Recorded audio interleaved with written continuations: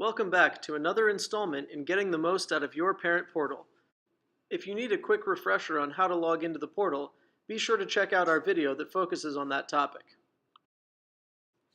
This video will focus on how to navigate the features that My Backpack offers. Once you've logged onto the portal, you can find a link to My Backpack in the Quick Links tab. My Backpack is your home base for student grades and account administration. If you have questions about how to use My Backpack for account monitoring and administration, please view our video that will walk you through those segments of the website. This video will focus only on the items in the academic info column. For starters, let's have a look at what the student schedule readout looks like.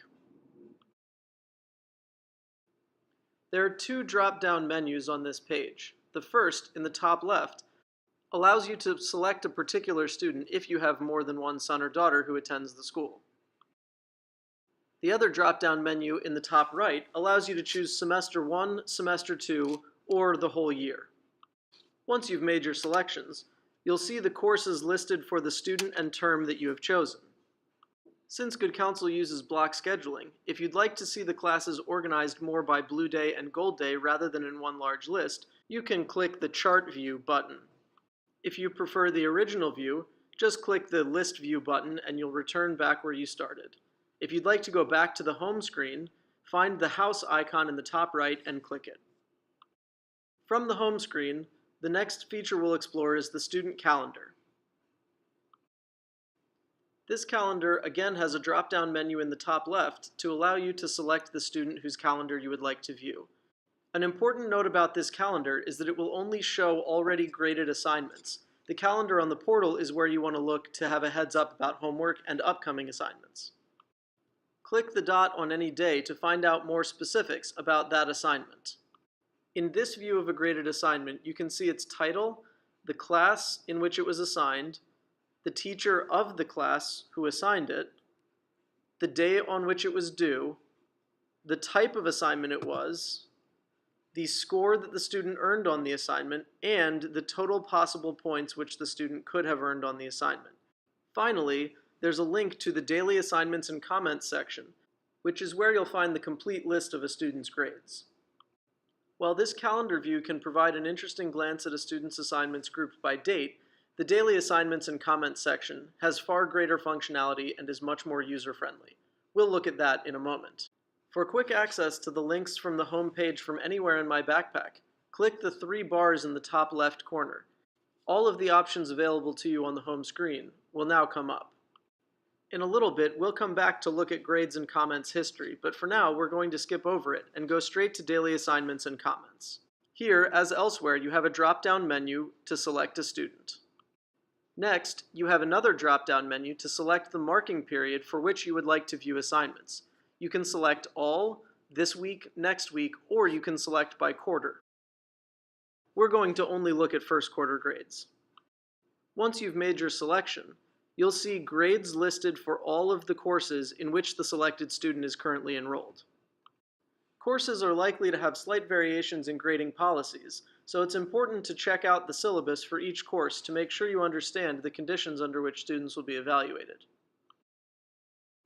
Let's focus on Joe Falcon's grades in the sample class. First, you'll see a grade to date, which is what Joe's grade would be based on the assignments that have already been completed and graded.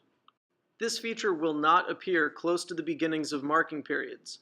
This way, the grade to date displayed will be indicative of a student's body of work rather than merely one or two early assignments.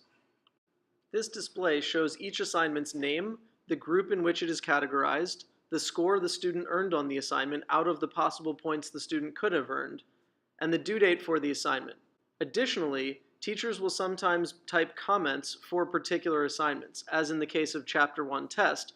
These comments can be helpful for both student and parent to understand the grade on the assignment better. This display provides some interesting options to help you break down and analyze this data. You can choose to sort grades by any of the categories, simply by clicking the arrows next to the category type in the column header. So, for example, if you'd like to see all of the tests grouped together, just click the arrows next to Group.